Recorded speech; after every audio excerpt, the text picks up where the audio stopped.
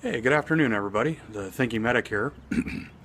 So, in today's post, our Wednesday Caring for the Provider, I thought I would answer a direct message that I got from Rad Motto Medic 114. And so, if you read my earlier blogs or watched my earlier videos, I said that I appreciate productive input. And this wasn't exactly productive input. And so I kind of laughed because I've worked on an ambulance. And I know what it's like to work 24-hour shifts and 12-hour shifts back to back, and you get those, frequent flyer patients, and it's abdominal pain, and they can spill Dilaudid better than you can. And I get it. I know what it's like to come off of a late night shift. And based on the time that I got this direct message, I figured he was probably coming off a late night shift. But he asked, with a lot of expletives, who the who the fuck am I to be doing my Thinking Medic posts? And so, among other things. But, so who am I? Well, I am somebody that got into patient care at 25.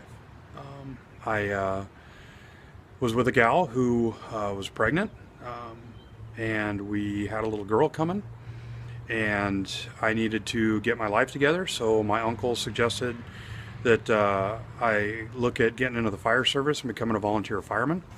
I had a good job at the time, but it wasn't what I wanted to do. And so I became a volunteer firefighter, and I loved it. It became my true passion. I was a EMT that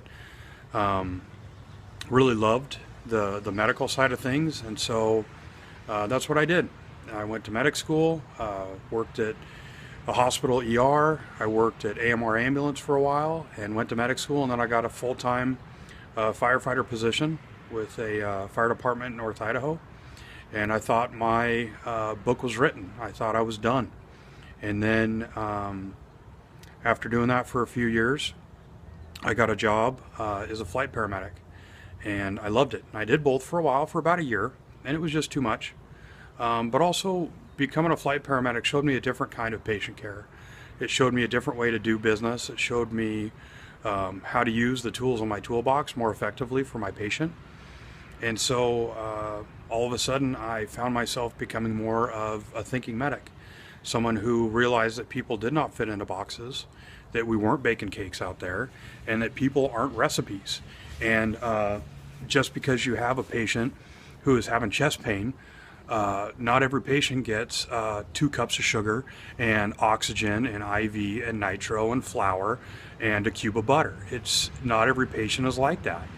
And not that there was anything wrong with where I came from, but working as a flight paramedic for the company that I worked for kind of showed me that there was a different way to do business. It really ignited a fire in me to become a better paramedic, but also a better patient care provider. And so I have decided to share that knowledge with you. And I agree that I'm not the most qualified person, but I do have some valid points. And I also encourage the feedback because I think you can give me a lot of information to help me be a better patient care provider. And so I encourage any of you that want to get in front of a camera and share your wisdom and your knowledge to do it, or to get behind a keyboard and leave out certain words and share with me, because I don't know it all, but every time I go on shift I sure try to learn something, and I take each patient as a human being, because that's what our job is. It is not to transport boxes. Our job isn't to transport spice cake. Our job is to transport human beings from point A to point B and try to put them and leave them in better condition than they were when we picked them up on scene. And that's why we're not baking cakes, folks. We're actually taking human beings and we're figuring out that, well, maybe this patient's got a little bit of this algorithm and a little bit of this algorithm, and that's how we treat them. And if you don't understand how a medication fixes a patient, do some research and utilize it. That research out there in the field, utilize the internet, the Google machine, to help you become a more prepared patient care provider who never forgets that your job is to actually care for your patients. And I've had transports where I've done nothing more than just hold someone's hand.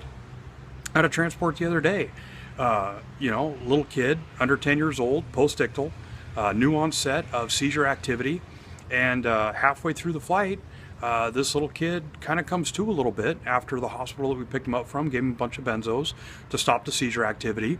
And for about the last 20 minutes of the flight, this kid was still out of it, but when I went to check a blood glucose to give to the receiving hospital, he held my hand and I held his hand the rest of the flight. And sometimes that's all we do, is just let that patient know that there's somebody in the world that cares about them, somebody in the world that is willing to treat them like a human being, and that we transport them from one place to another to a higher level of care to get the treatment that they need.